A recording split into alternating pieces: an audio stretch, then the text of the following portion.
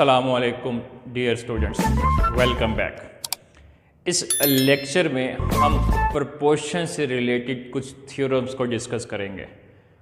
Proportion क्या होती है? प्रोपोर्शन एक रिलेशन का नाम है बिटवीन टू रेशोज़, यानी अगर मेरे पास दो रेशोज़ हों और उनके दरमियान में एक रिलेशन इक्विवेलेंस का बना दिया जाए तो वो रिलेशन जो है वो क्या कहलाएगा? प्रोपोर्शन कहलाएगा। अब हमने इसी प्रोपोर्शंस के अकॉर्डिंगली इस पे कुछ थ्योरम्स अप्लाई होते हैं तो आसान। हम डेली लाइफ में इसको इस्तेमाल भी करते हैं इन फ्रैक्शंस के अंदर। हमें बाज़-औक़ात फ्रैक्शन को सॉल्व करते हुए हम न्यूमरेटर डिनोमिनेटर को कैंसल आउट कर सकते हैं, कैंसिल करते भी हैं, रिप्लेस भी करते हैं। तो जब हम प्रोपोर्शंस की बात करते हैं तो हम इन थ्योरम्स को डिफ़ाइन करते हैं, इन थ्योरम्स को रिकॉल करते हैं, इन्हीं थ्योरम्स को वहाँ डिफ़ाइन करते हैं और फिर हम अपने क्वेश्चंस के ऊपर वो प्रॉपर्टी, वो थ्योरम अप्लाई करके क्वेश्चन को सॉल्व कर लेते हैं। हम जो प्रोपोर्शंस पे थ्योरम डिस्कस करेंगे देयर आर 5, यानी टोटल 5 थ्योरम है जो प्रोपोर्शन पे अप्लाई किए जाते हैं और हमें नेक्स्ट जो एक्सरसाइज डिस्कस करनी है 3.4 उसमें काम आएंगे ये थ्योरम्स। तो वो थ्योरम्स राइट किए हुए हैं बोर्ड पे, आइए उसको अंडरस्टैंड करते हैं और कुछ एग्जांपल्स पे अप्लाई करके देखते हैं कि वो थ्योरम्स कैसे अप्लाई होते हैं। तो स्टार्ट करते हैं आज का लेक्चर थ्योरम्स ऑन प्रोपोर्शंस। सबसे फर्स्ट थ्योरम जो है that is theorem of invertendo. Invertendo के मुताबिक प्रोपोर्शन में क्या चेंज आता है? मैंने यहाँ एक प्रोपोर्शन राइट की हुई है A/B = C/D। ये प्रोपोर्शन है, this is ratio, this is ratio. इन दोनों रेशो के दरमियान में इक्वल यानी एक रिलेशन डिफाइन हुआ टू रेशोज़ के दरमियान में, तो वो क्या कहलाती है? प्रोपोर्शन कहलाती है। मुझे प्रोपोर्शन में पहली प्रॉपर्टी, पहला थ्योरम डिस्कस करना है दैट इज़ इन्वर्टेंडो। उसके मुताबिक क्या बनता है? A/B = C/D। अगर मैं A/B को लिखना चाहूँ तो A/B लिखा जा सकता है, C/D को लिखना चाहूँ तो C/D भी लिखा जा सकता है। मैं क्या करूँ? इन्वर्टेंडो के मुताबिक अगर मैं B को रिप्लेस कर दूँ A के साथ, यानी B मेरा कहाँ चला जाएगा? ऊपर, और A कहाँ आ गया? नीचे। D जो है वो ऊपर चला जाए और C क्या आ जाए? नीचे आ जाए। तो मैंने किया क्या? मैंने न्यूमरेटर को डिनोमिनेटर के साथ रिप्लेस किया, तो राइट साइड पे भी यही काम किया, क्योंकि इक्विवेलेंस का, इक्वल का रिलेशन ये होता है कि जो काम लेफ़्ट साइड पे करो राइट साइड पे भी चेंज आएगा। अगर मैं अपनी रेशो को या प्रोपोर्शन के अंदर न्यूमरेटर को डिनोमिनेटर के साथ रिप्लेस कर दूं तो यही चीज़ नहीं बनती B/A, D/C। तो ये किस थ्योरम के अकॉर्डिंगली होगा? That is theorem of invertendo. जब आप प्रोपोर्शन पे ये चीज़ अप्लाई करोगे तो वहाँ मेंशन ज़रूर करोगे कि इन्वर्टेंडो के मुताबिक मैंने A/B या A/B को B/A कहा, C/A को D/C कहा। इसी को अंडरस्टैंड करने के लिए हम एग्जाम्पल से भी हेल्प ले लेते हैं। एग्जाम्पल है if 3m/2n = P/2q then prove that. इस चीज़ को प्रूव करना है तो हमारे पास जो गिवन है हम उसको इस्तेमाल करते हैं। सिंस क्या गिवन है? 3m/2n = P/2q। हमें ये पता है कि हम रेशो को लिख सकते हैं किस में? फ्रैक्शन फॉर्म में। तो P/2q को लिखा जा सकता है P/2q। मैंने ये चीज़ फाइंड आउट करनी है और थ्योरम इस्तेमाल करना है हम इन्वर्टेंडो। तो यूजिंग इन्वर्टेंडो, मैं इन्वर्टेंडो को अगर इस्तेमाल करता हूँ, इन्वर्टेंडो या यूजिंग थ्योरम ऑफ इन्वर्टेंडो, वो क्या था? वो ये था कि आप न्यूमरेटर को रिप्लेस कर सकते हो डिनोमिनेटर के साथ। मीन 2n ऊपर चला जाएगा और 3m नीचे आ गया। जब आपने ये काम लेफ़्ट साइड पे किया तो राइट साइड पे भी करना पड़ेगा। 2q ऊपर चला गया, p नीचे आ गया। क्या मैं इसी को दोबारा रेशो में लिख सकता हूँ? 2n/3m 2q/p। तो मैंने यही चीज़ प्रूव नहीं करनी थी। ये बेसिकली मैंने आपको समझाने के लिए ये मैंने एग्जाम्पल अंडरस्टैंड की है, एग्जाम्पल को राइट किया ताकि आपको पता चले कि इन्वर्टेंडो से हमें क्या मिल सकता है, हम क्या कर सकते हैं। हमें इन्वर्टेंडो की सेंस समझनी है। इसमें से आपको शॉर्ट क्वेश्चन भी आ सकता है कि स्टेट थ्योरम ऑफ इन्वर्टेंडो, वो यहाँ तक ही ये स्टेट है। ये तो एग्जाम्पल के साथ बता रहा हूँ कि आपने इन्वर्टेंडो इस्तेमाल किया तो गिवन से आपने प्रूफ बना लिया। ये था इन्वर्टेंडो। अब अल्टरनेंडो, अल्टरनेंडो में वही चीज़, एक प्रोपोर्शन है, क्योंकि हम थ्योरम अप्लाई कर रहे हैं प्रोपोर्शन के ऊपर। A/B equal to C/D proportion है। This is ratio, this is ratio. मैं रेशो को लिख सकता हूँ क्या भला, A/B is equal to C/D। अब हमने अल्टरनेंडो पढ़ना है। अल्टरनेंडो के मुताबिक क्या है कि मैं B को रिप्लेस कर दूँ किसके साथ, C के साथ। यानी इस फर्स्ट रेशो का जो डिनोमिनेटर है या फ्रैक्शन का जो डिनोमिनेटर है उसको सेकंड के न्यूमरेटर के साथ रिप्लेस कर दूं B/D। यानी आपका एक क्रॉस बनता है, एक क्रॉस तो कंप्लीट होता है, ये हाफ क्रॉस बन रहा है कि B को मैं C के साथ रिप्लेस कर दूं तो यही चीज़ जो है अब वो मुझे नज़र आ रहा है कि ये बन जाती है A/C इक्वल टू B/D। तो मैं इस प्रॉपर्टी को, इस थ्योरम को क्या कहूँगा, अल्टरनेंडो कहूँगा। यानी अगर मैं फर्स्ट रेशो का कॉन्सिक्वेंट सेकंड रेशो का एंटीसेडेंट आपस में रिप्लेस कर दूं तो वो क्या कहलाएगा, अल्टरनेंडो कहलाएगा। तो एग्जांपल को सॉल्व करते हैं। 3p + 1 2q equal to 5 7s, ये गिवन है, ये चीज़ निकाल के देनी है। सो करते हैं क्या, सोल्यूशन में सबसे पहले जो गिवन है एज या सिंस, क्या चीज़ आपके पास है, 3p + 1 2q equal to 5r 7s। मुझे पता है कि मैं रेशो को फ्रैक्शन में लिख सकता हूँ, mean 3p + 1 divided by 2q equal to 5r/7s। क्या मैंने यही चीज़ प्रूव करके देनी थी उसको? नहीं, जो चीज़ प्रूव करनी थी उसके लिए 5r यहाँ चाहिए, 2q वहाँ चाहिए। अब 5r 2q यहाँ कैसे जा सकते हैं, तो उसके लिए हम थ्योरम इस्तेमाल करते हैं यूजिंग, कौन सा थ्योरम करने हैं, अल्टरनेंडो। तो अल्टरनेंडो के मुताबिक मैं क्या कर सकता हूँ, 5r को किसकी जगह लिखा जा सकता है, 2q की जगह, और 2q की जगह 2q को 5r की जगह। अब ये फ्रैक्शन में है तो मैं इसे कन्वर्ट कर सकता हूँ अपनी रेशो में। तो क्या बनेगा, 3p + 1 5r equal to 2q 7s। तो यही चीज़ मुझे कैलकुलेट करके देनी थी, ये चीज़ और ये चीज़ सेम होगी, तो ये प्रूव्ड हो गया।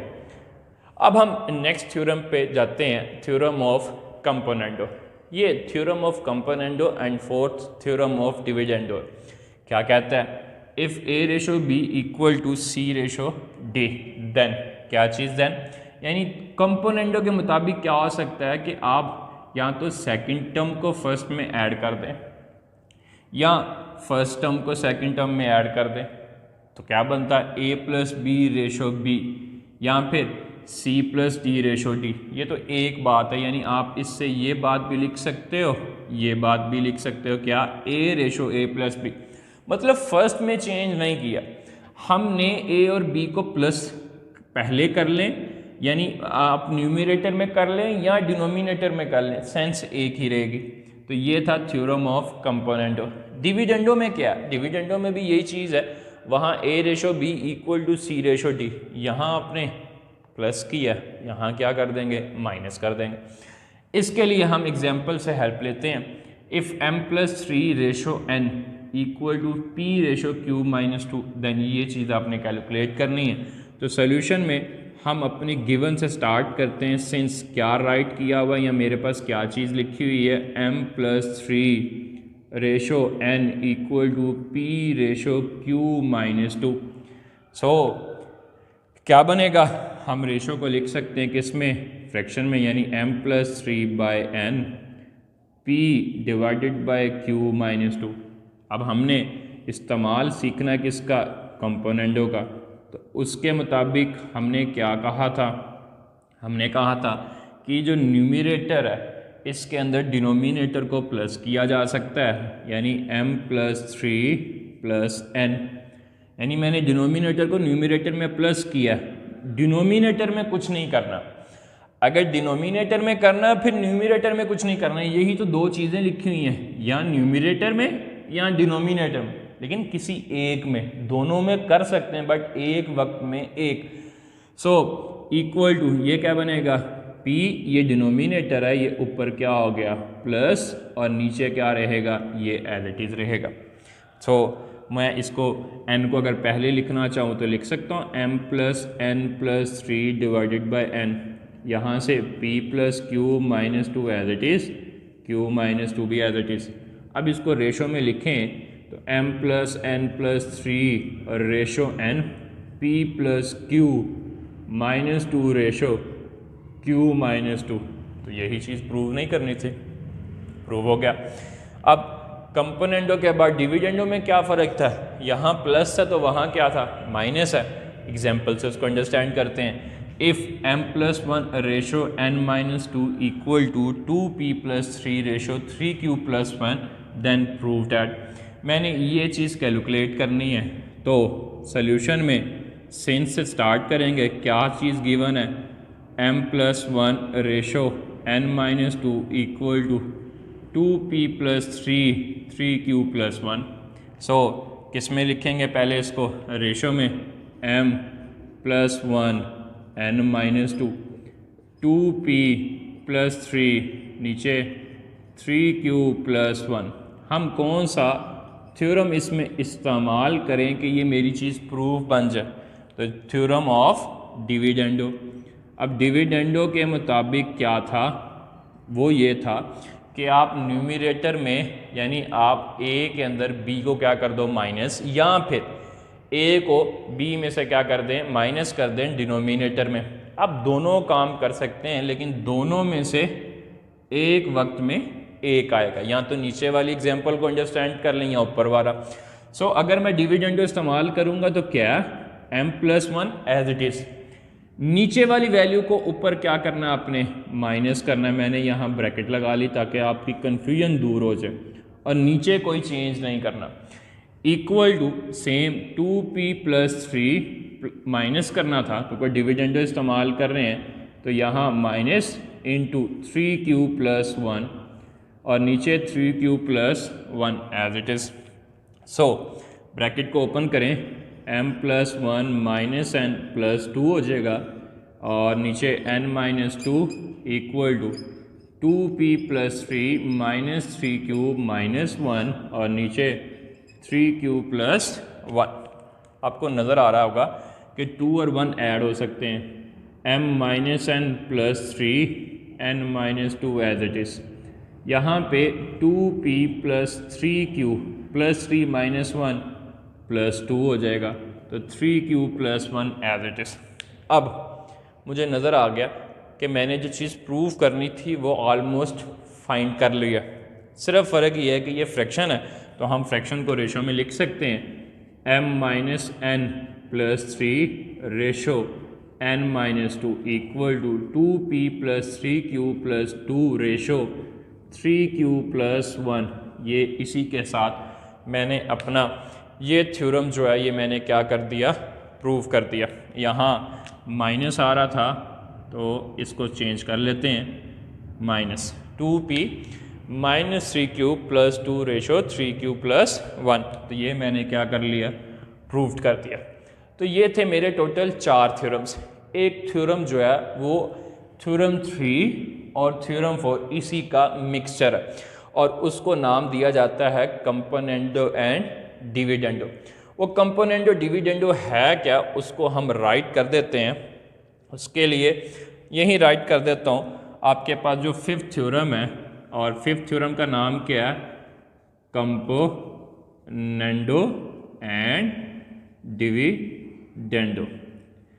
ये मेरा पास 5th थ्योरम है, कंपोनेंडो एंड डिविडेंडो, और यही सबसे मेन मेरा थ्योरम है, यानी सबसे इम्पोर्टेंट, जिसका सबसे ज़्यादा यूजेज है किसके अंदर, आपके क्वेश्चंस के अंदर। है क्या, if a ratio b equal to c ratio d, यानी अगर मेरे पास प्रोपोर्शन राइट हो तो कंपोनेंडो डिविडेंडो के मुताबिक मैं लिख सकता हूँ a plus B ratio a minus B, c plus D ratio c minus D, या ये भी लिखा जा सकता है a minus B a plus B equal to c minus D ratio c plus D.